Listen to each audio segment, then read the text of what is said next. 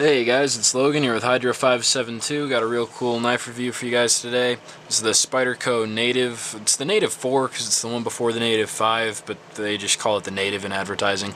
So the Native 4, jump right in with intended usage. It's a high-end EDC. I don't know, maybe $70 isn't high-end for a knife for you, but it is for me. It's not as much of a utility EDC. And emergency tactical, of course you wouldn't want to, but if you had to, I don't think this thing is going to close up on your hand. Into pricing, it is $73 plus shipping on Blade Play or $60 shipped on eBay. Moving into blade profile, we'll start with the tip. It is a pretty acute tip. I think if you were to do anything stupid like prying with it, that you would incur some damage. But then again, with this knife in general, I wouldn't advise any hard use or any prying, anything like that. I think it is just an EDC, maybe emergency tactical, but I don't think it's going to work for any woodworking, any more hard work, anything like that. I'm sure it wouldn't be an issue quality-wise, but that's just not what this knife is designed for, in my opinion. The steel is CPM S30V. The retention is damn good, maybe the best that I've ever tested. The sharpening is, it's a hard steel, but I don't really have a problem with it. The way I've had trouble with some hard steels, you just do have to work it more than you have to work a softer steel like HCR13. Moving on to the grind, so you guys can see we have the partial hollow with the half ground swedge. And it's a good shallow hollow grind. It's a good working grind. I really like it, and I love that blade profile. Yeah, that spear blade profile is just beautiful as far as I'm concerned. It just looks like an evil weapon.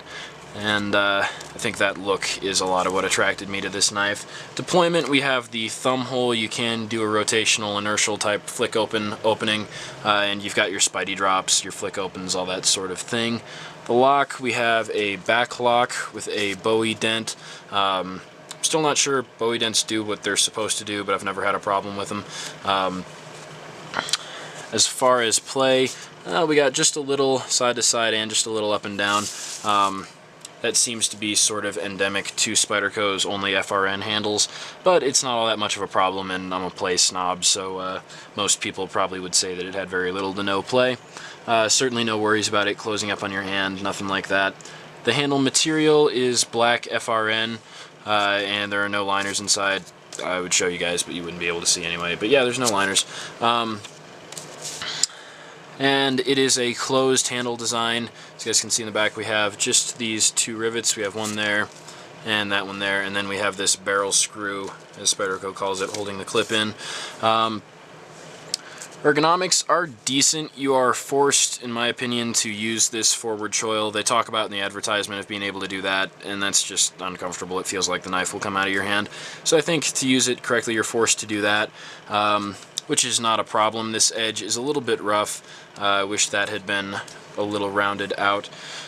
The texturing on the handle is cool looking, but I think any traction that you're getting on this blade is going to be more from the two big choils, not really from the texture that you've got there. The jimping is good. It is very grippy without cutting into your hand. Yeah, Spyderco does well with jimping. As far as the clip, we've got a good old Spyderco hourglass clip. It is two-way reversible tip up. Honestly, I wouldn't want it tipped down anyway. The presentation on the knife, I'm going to say it's good. It's got a nice satin polish. As you guys can see, it's got some visible grind lines, but I think it's really tasteful. We've got some flash on the plastic around the rivet, and then on the rivet itself. That certainly doesn't bug me. The quality is real good. The pins on the handle, I always wish that we had hardware so that we could take the knife apart and clean it if we like. But really, even with the closed design, this thing doesn't get too dirty on me. I hardly ever clean it, and it seems to stay pretty clean. That might have to do with me carrying it outside my left pocket, as you guys have seen in my EDC videos, but hey, there you go. It does not get all that dirty. It's not all that much of a problem. And the pins have stayed tight throughout 6 months of some pretty hard use, cardboard cutting, all that good stuff. It has been a trooper. No concerns. Oh, also the lanyard hole through the little barrel screw is too small to fit 550 paracord through, which is sort of a bummer. I'm not sure why they do that. Seems like the hole could be bigger. But hey, whatever. And there's a little bit of a visible seam in a spot where they started to remove it. Not all that visible here on this back portion, but on the bottom it's sort of visible. I bet you can't see it, probably not enough contrast. But you know, it doesn't look like a blemish or anything, and I think to remove that probably would have been quite a bit of machining that would have just drive cost up, and it's pretty needless on a knife like this. This is a beautiful looking knife, I think. I think these little Spyderco and the spider and everything, I just love that stuff. I think it looks awesome, but I think this is a work knife overall, so I don't begrudge anything like that. It doesn't look like a mark of low quality as far as I'm concerned. Value, it's good. You've got CPM S30V, which is not a cheap steel at all, and you've got FRN for 72 blade play, 60 on eBay. I think that's a pretty good value. Most of the contenders are not using such a nice steel. So getting into competition, we've got the Kershaw Blur and the Shallot in this price range, the Griptilian and the Delicas and Enduras from Spyderco, and plenty of other knives as well. The EDC $70 range has a lot of strong contenders. I do really like this one. I think a lot of what drew me to it, as I was saying, is the look of the knife. I'd had a native before, but I had the fully serrated model at the time. I was doing terrible sharpening serrations, so I could not keep the thing sharp. I ended up giving it away. Yeah, I went and got this one, and I liked it considerably more.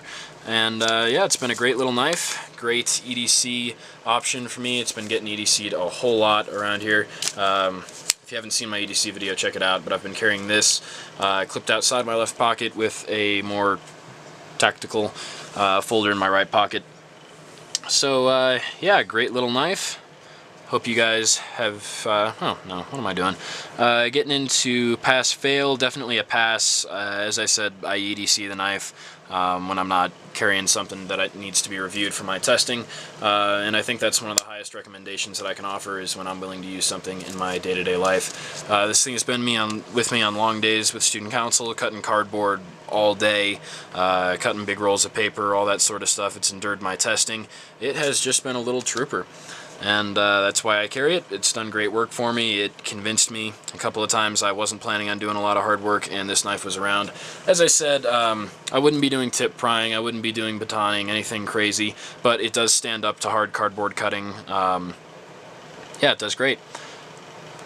I wanted to talk about the ergonomics of the knife are such that, I think I had that up in belly and I didn't touch on it, but since the ergonomics force you into this sort of grip, as you can see, your finger is below the line where the edge starts. So if you're doing this sort of slicing, you're going to have to be doing a lot of cutting with this portion of the blade, and that's not too much of a bummer. Like I said, it's got fantastic edge holding, edge retention, but just know if you're doing a lot of slicing, like if you were buying this knife to do cardboard work with, I'm tentative to say I wouldn't recommend it, just because you would have to take a whole lot of metal off this tip during sharpening, and you might not have to be doing that for that. But, you know, if you're using it for normal EDC usage, if you're doing a pull cut, you know, if you're doing slicing in this dimension, you know, anything like this, then you'll be using that bigger portion of the belly. So not a huge belly knife.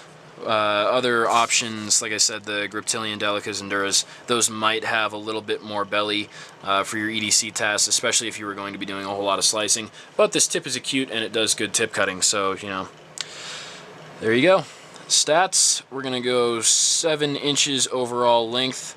The blade length is 3 1/4, but with only about 2 1/2 of cutting edge, because you've got this portion that's used for a choil. And honestly, it cuts like a knife that's got significantly more blade than that. The grind is good, the ergonomics are good, and this thing just cuts like a champ, even for a short little knife. Handle length got 3 3/4, blade thickness got 1 1/4, and weight 2.56 ounces, a real light knife, great EDC option, feels plenty strong, even with just the FRN handles. I think anything that you were doing that broke the FRN would be pretty gross abuse of the knife. So yeah, Spyderco Native 4, little EDC champ here around the Hydra 572 channel. I've been loving the hell out of it, and I'm sure if you guys picked it up, you would too. Thank you guys for watching. Stay tuned for more of the same.